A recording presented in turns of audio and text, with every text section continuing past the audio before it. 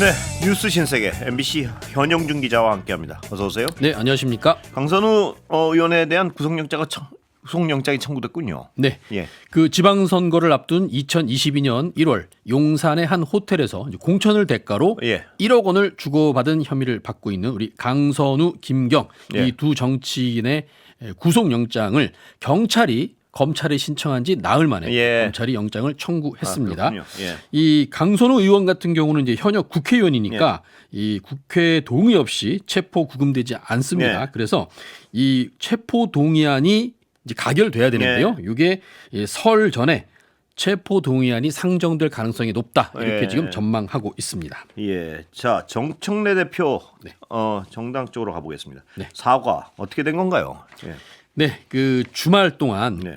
당청 갈등이 임계점을 넘은 게 아니냐 이런 논란이 일 수밖에 예. 없는 상황이 생겼습니다. 저희 MBC 뉴스데스크가 보도하면서 알려진 내용인데요.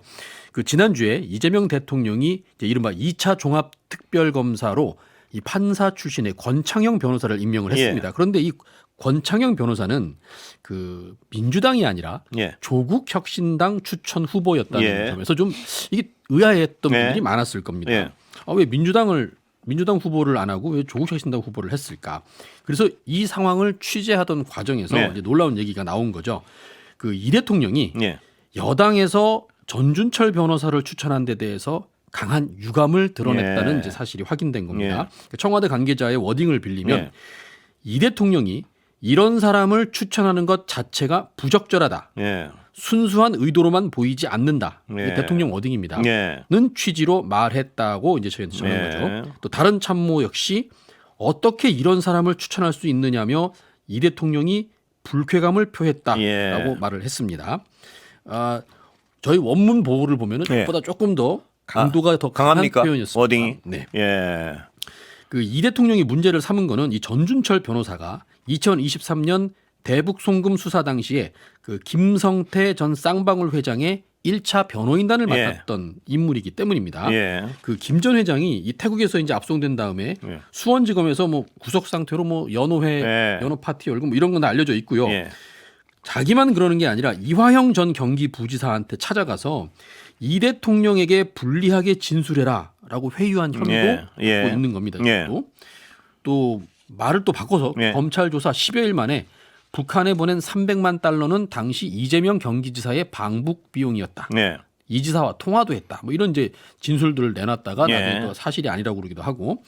그래서 한 참모가 청와대 참모가 이 김성태 전 회장 같은 사람은 자기가 살겠다고 이 대통령을 위험에 몰고 간 인물 아니냐. 그런 사람을 변호했던 1차 변호인을 추천한 것에 이 대통령이 여당이 좀 화가 많이 났다. 예. 이렇게 설명을 한 거죠. 특히 추천자가 이 친정청래계로 불리는 이성윤 최고위원이었다는 점을 놓고 정청래 대표 역시 책임을 져야 되는 거 아니냐 예. 이런 주장도 나옵니다. 예. 황명선 최고위원 같은 경우는 추천 경위 그리고 최고위하고 법사위를 패싱한 이 사유 이런 걸 좀 명백히 밝히고 책임자를 엄중히 예. 문책해야 한다. 또 전현희 의원 같은 경우는 김성태 변호인 출신을 민주당이 추천했다는 것은 정치검찰 피해자인 대통령을 모독한 것과 다름없다. 이렇게까지 예. 비난을 했습니다. 네. 아, 심각하군요. 정청래 대표 사과했죠. 그래서 예. 네, 논란이 뭐 일파만파 커지면서 정 대표가 결국 사과를 했습니다. 예. 직접 내용을 들어보시겠습니다. 들어보시죠. 이번 일에 대해서 당대표로서 어제 대통령께 누를 끼쳐 송구하고 죄송스럽다라고 사과를 드렸습니다. 오늘 다시 한번 대통령께 누를 끼쳐 드린 점에 대해서 대단히 죄송하다라고 다시 한번 사과의 말씀 드립니다. 자, 그럼 이성윤 최고위원 추천한 당사자인 네. 뭐라 그랬습니까? 그 이 전준철 변호사하고 이제 개인적인 좀 친분이 있었던 모양입니다. 그 근무연이 예. 이제 이건 본인의 책임이 크다. 이런 취지로 이제 사과를 예. 했어요. 사과를 하면서 그러면서 이제 후배 검사죠. 그 전준철 변호사에 대해서 좀 과도하게 이렇게 예. 잘못 알려진 부분들이 있다. 이렇게 하면서 또 전 변호사를 약간 두둔하는 내용이 좀 예. 많이 포함되어 있습니다. 이것도 한번 직접 들어보시겠습니다. 들어보시죠. 전준철 변호사는 검사 시절에 김건희 주가 조작 사건, 한동훈 채널A 사건 수사를 저와 함께 담당했던 검사입니다. 이로 인해 윤석열 정권에서 압수수색을 당하는 등 탄압을 받았던 변호사입니다. 전준철 변호사가 법인 소속 변호사로서 쌍방울 사건에 이름을 올린 건 본인의 해명처럼 이미 진행했던 동료 변호사들의 요청이었고 변론 담당 부분도 쌍방울 측 임직원들의 횡령 배임에 관한 것이었지 김성태 본인이나 김성태 대북 송금 조작 의혹 사건과는 무관한 부분이었다고 합니다.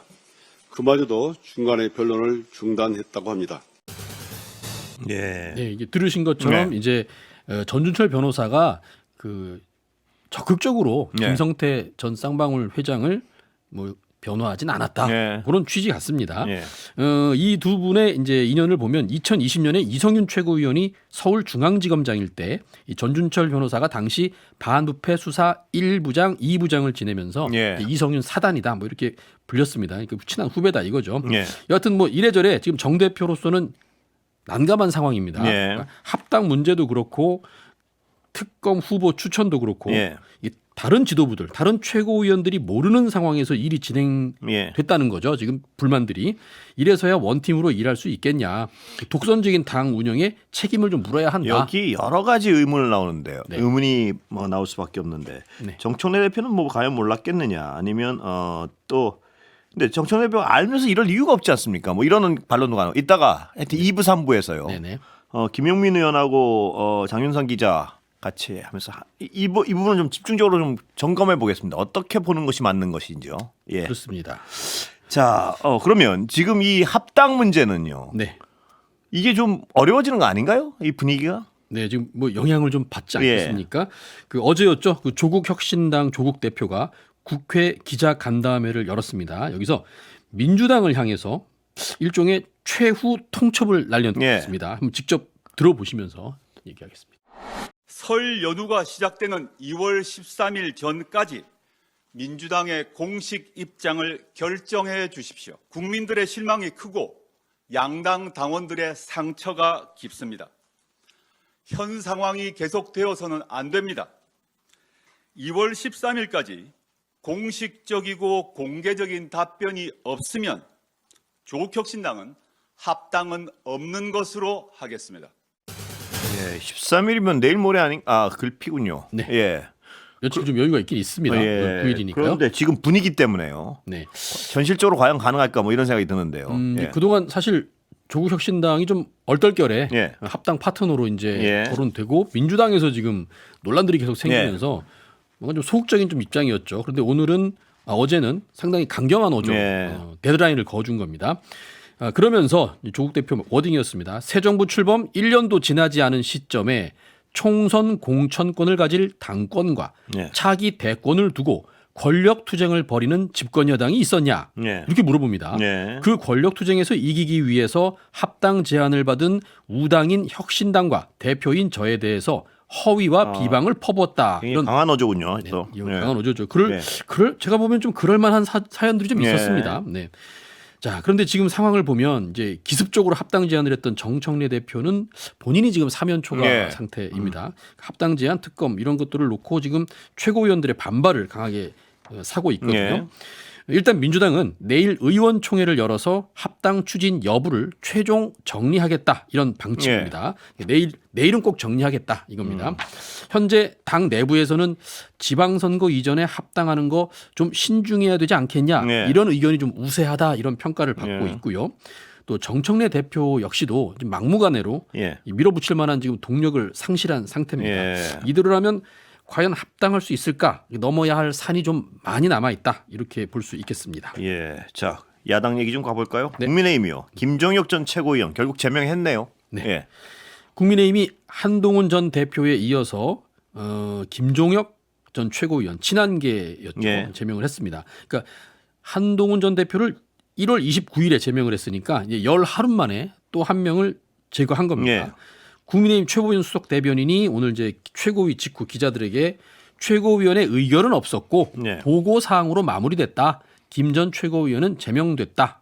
이게 왜 의결이 아니었느냐? 그 지난달 26일에 김종혁 최고위원이 이제 윤리위원회에서 받은 게 뭐냐면 탈당 권고였습니다. 예. 근데 이 탈당 권고라는 징계는 10일 이내에 탈당하지 않으면 윤리위원회의 추가 의결 없이 자동으로 제명이 되는 예. 조치였습니다. 그래서 오늘 최고위 의결은 없었고 자동으로 제명됐다는 그런 설명이었습니다. 네.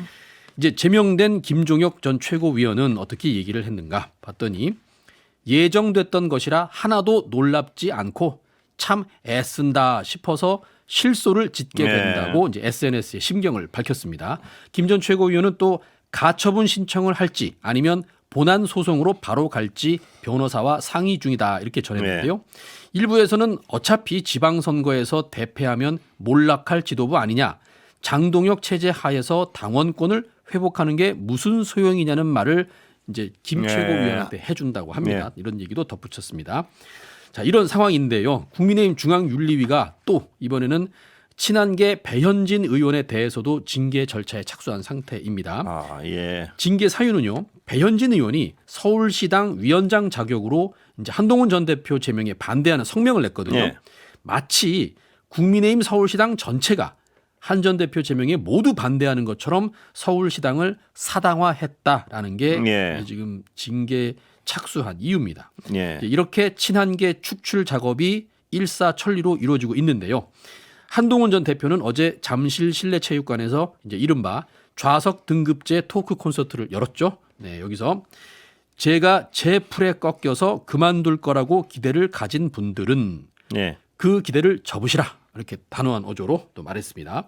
이 한 전 대표는 무대에 오르면서 제가 제명을 당해서 앞에 붙일 이름이 없다. 그러니까 네. 뭐 대표 뭐 이런 게 없다는 거죠. 당 대표나 뭐 최고위원 이런 게 없다는 겁니다. 그냥 한동훈입니다. 이렇게 하면서 이야기를 시작했습니다. 그러면서 황당하게도 극단 유튜버가 지금 국민의힘 지도부를 지배하고 있다. 예. 상식 있는 다수가 행동하지 않고 침묵할 때 극단주의 세력이 득세해 중심 세력이 돼서 사회를 퇴행시킨다 이렇게 주장하면서 예. 현 장동혁 지도부를 이제 정면 비판했습니다. 예. 어제 콘서트에는 앞서 말씀드린 배현진 의원을 비롯해서 친한계 김예지, 우재준, 진종호 의원 등 여러 정치인들이 참석했는데요. 이분들도 좀 조심하셔야 됩니다. 예. 또 지금 언제 징계를 당할지 모르겠습니다. 그렇습니다. 네. 뭐 아주 전방위적으로 칼을 휘두르는 것 같습니다. 보면 이게 명분 이런 건 생각하지 않는 것 같습니다. 보면 그냥 내 갈 길 간다 뭐 이런 분위기 같은데요. 예. 자, 다른 얘기 좀 해볼까요? 네. 한성숙 중소벤처기업부 장관이요. 본인 명의 주택 내놨다고요. 네, 그렇습니다. 그 네이버 대표이사 예. 사장 출신이죠. 한성숙 중기부 장관이 본인 소유의 4채의 주택 가운데 3채를 매물로 예. 내놨습니다. 그 정부 공직자윤리위원회가 공개한 이제 재산 등록 사항을 보면요. 한 장관은 본인 명의로 서울 송파구 잠실동 아파트 이게 한 27억이 넘고요. 예. 서울 종로구 삼청동의 단독 주택 여기는 이제 청와대 근처인데요. 예. 15억 원이네요. 예. 어떤 2층 집 정도 되는 것 같습니다. 예. 경기 양평군 단독주택 이거는 6억 3천만 원. 예. 또 서울 강남구 역삼동의 오피스텔 이게 한 20억 정도 예. 됩니다. 이 가운데 양평군 단독주택과 역삼동 오피스텔은 인사청문회 전후로 매물을 내놨었다고 예. 합니다. 근데 아직 안 팔렸답니다. 매각이 네. 완료되지 않은 상태고요. 현재 모친이 거주하고 있는 잠실 아파트를 추가로 매각하기로 결정한 예. 겁니다. 그 이재명 대통령이 연일 다주택자에 대한 경고를 이어가고 있는 상황인데 이제 앞서 청와대 참모들도 이제 뭐 대변인 이런 분들이 다주택을 처분하기로 했다 이런 네. 소식을 이제 보도드린 바가 있습니다. 이 참고로 한성숙 중기부 장관의 총 재산은 221억 원으로 알려졌습니다. 예. 좀 TMI 같지만 이제 이 한 장관은 이해충돌 소지를 없애기 예. 위해서 국내 주식은 모두 처분한 그래요? 것으로 예. 신고가 됐고요. 예. 국외 상장 주식은 갖고 있어도 된다. 그러니까 미국 주식을 갖고 있습니다. 예. 그래서 어떤 걸 갖고 있나 제가 그 관심 있어서 봤더니 예. 엔비디아가 466주 한 예. 1억 원어치, 테슬라가 2,166주 예. 이게 한 12억 원 넘습니다. 팔란티어가 580주 이게 한 1억 원 조금 넘고요. 예. 애플이 894주 여기 한 3억 원어치 정도 됩니다. 다 기술직군요. 네.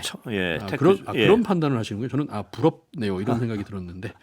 예. 그런데 이제 이분이 현직 장관 1위는 아닙니다. 예. 최희영 문체부 장관이 238억 원을 신고해서 현직 장관 중엔 재산 1위라고 합니다. 예. 자, 재판 얘기 또 해볼까요? 네. 김건희 씨 집사로 알려진 김혜성 씨 1심 선고.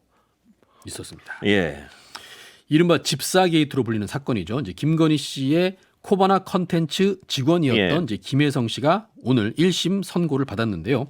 앞서 특검은 이제 김혜성 씨가 회사 돈 48억 원 가량을 횡령했다는 혐의로 기소를 하고 네. 징역 8년, 추징금 4억 원 가량을 구형을 했었던 바가 있습니다. 네. 그런데 이제 1심 법원이 오늘 일부는 무죄, 일부는 공소 기각을 했습니다. 특검 입장에서는 처참한 선택표라고 예. 할 수 있겠죠. 자, 김 씨가 이노베스트 코리아의 회사 자금 24억 원을 대여금 명목으로 횡령했다는 혐의에 대해서는 예. 이건 특검의 수사 대상이 맞았다. 예. 그래서 이거는 자기가 선고를 하겠다 하고 어떤 선고를 했느냐? 횡령으로 단정하기 어렵다. 이렇게 해서 무죄를 선고해 줬어요. 예. 아까 48억 중에서 24억 원이 지금 무죄가 하나 선고 나온 거고요. 또 나머지 횡령 금액은 이건 좀 개인 간의 횡령이었습니다. 이거는 개인 횡령이기 때문에 특검의 수사 대상에 포함되지 않는다. 네. 공소를 아예 기각을 해버렸습니다. 그러면서 어떻게 사유를 설명했냐면 김 여사와의 연관성 상에서 수사가 비롯됐다고 보이지 않고 의혹의 중요한 수사 대상인 투자금과도 무관하고 범행 시기도 광범위하다면서 특검 수사 대상에 포함됐다고 보기 네. 어렵다. 이렇게 지금 재판부가 입장을 내놓은 거예요. 예.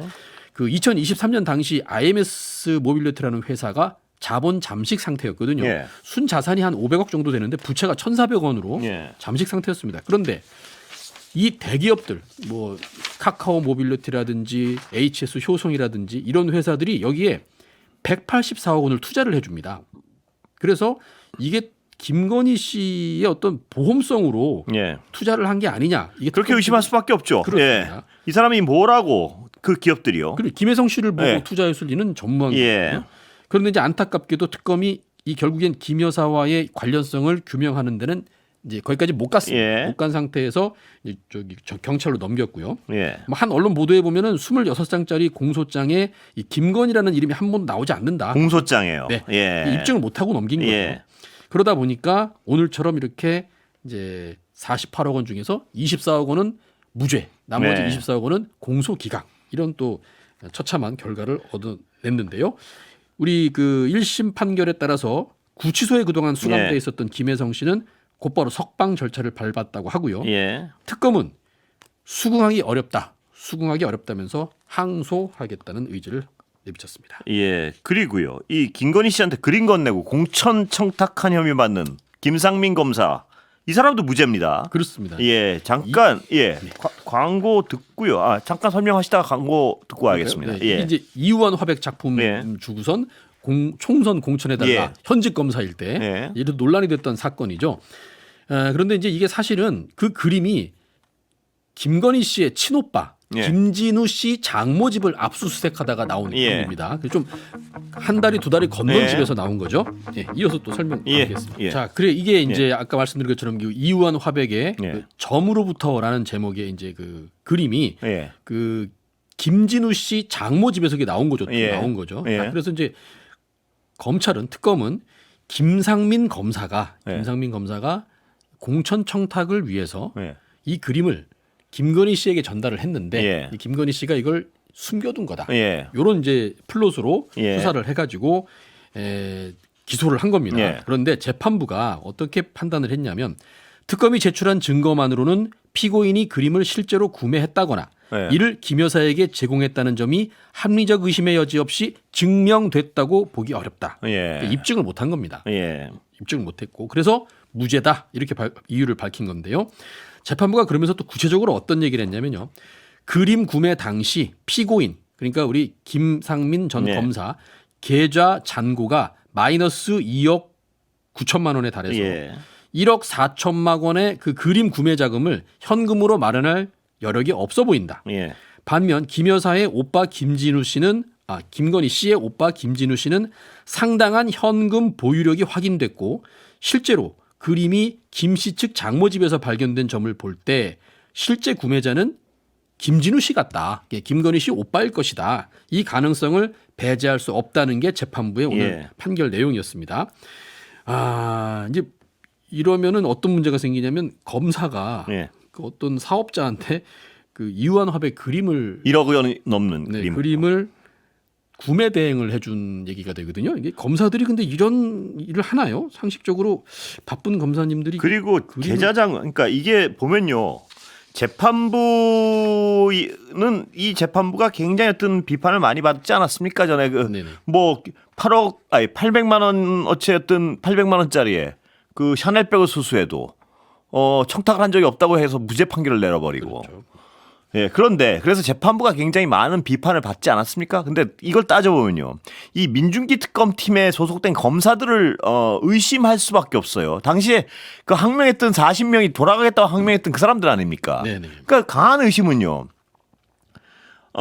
수사를 아주 부실하게 해서 무죄 판결을 유도한 거 아니냐는 어떤 의심까지 드는 상황이에요, 보면. 왜냐하면 아까 형 기자 설명했지만 26장짜리 공소장에 김건희라는 이름이 한 번도 안 나왔어. 184억을 어떤 사람들이 이 김혜성 씨 하나를 보고 184억을 이 기업들이요. 왜 줬을까? 이런 데 대한 의심이 충분히 있었을 만한데 이것이 김건희 공소장 자체에 김건희라는 이름이 한 번도 안 나올 정도로요. 이 수사가 과연 제대로 됐는가? 그러면 이 당시에 항명할 때도 말입니다. 40명이 뭐 검찰청 폐지하는데 우리가 여기 있는 게 이상하다는 식으로 항명하지 않았습니까? 그렇죠. 과연 수사를 제대로 했겠느냐? 이런 의심을 하는 것이 더 상식적인 것 같아요. 저도 이제 김건희 씨라는 이름이 안 나온 부분도 좀 의심은 가는 게요.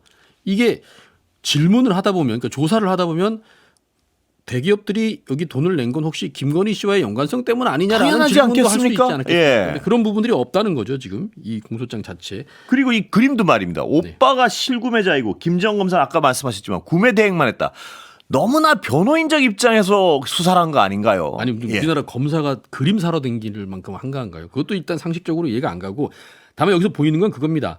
그 피고인의 계좌 잔고를 예. 여기서 이제 변호인들이 우리 돈이 없다, 우리 예. 살 여력이 없다 예. 했으면 예. 실제로 그림을 샀을 만한 다른 어떤 재원 그렇습니다. 이런 예. 부분들을 파헤치는데 주력을 했어야 되는데 이걸 그냥 둔 거죠. 이게 두니까 논리가 이렇게 갈 수밖에 없는 거죠. 그러니까 이 어떤 전체를 가지고 의심을 할 수밖에 없는 건요. 검찰은 특검은 특히 이 특검은 가능하면 수사를 허술히했고 그 재판부는 그 허술히 넘어온 수사 결과를요. 가능하면 우호적으로 판단했다. 이렇게 비판할 수밖에 없는, 이렇게 의심할 수밖에 없는 상황 같습니다. 보면. 예. 네. 여기 예. 아니 근데 너무 저기 또 그러면 우리 특검들 고생하신 분들 아니요. 그렇지 않은 것 같습니다. 여기서 40명이 그런 항명을 할 때 이미 이런 사태가 의심스러운 상황이 펼쳐졌으니까요. 예, 여기까지 듣겠습니다. 예, 감사합니다. 곤란하게 저를 만드셔. 수고했습니다. 예. 감사합니다.